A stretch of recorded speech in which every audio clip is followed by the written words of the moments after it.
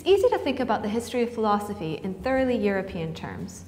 You have the classical thinkers like Plato, Aristotle, Cicero, and you have the rebirth of their ideas in the Renaissance. But shed a light into the so-called Dark Ages in between, and there are countless other thinkers who not only provided an essential conduit between these two periods, but developed many of the ideas now essential to modern philosophy. One of the most important of these was Ibn Rashid, also known as Averroes.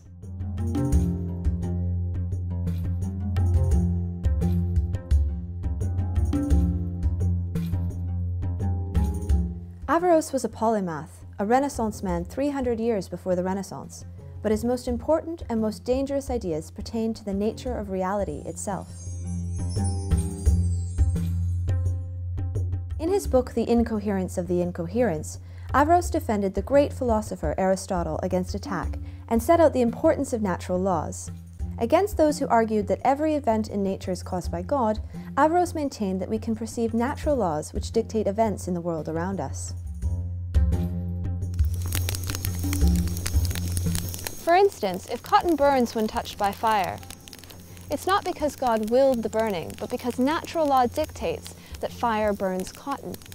Understanding these natural laws helps us understand the universe around us. Although Averroes acknowledged that God created these natural laws, by removing God as the primary agent, he walked a very dangerous path.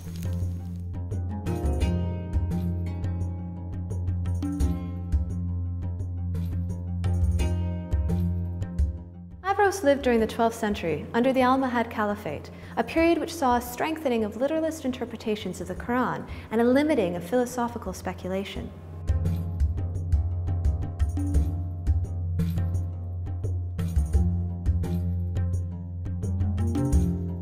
This support ended, however, in 1195, when Averroes was sent into exile and his books burned.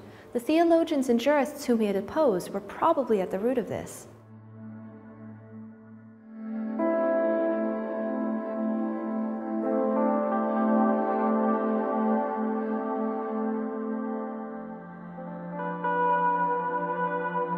Averroes spent the last years of his life suffering in exile before being recalled shortly before his death.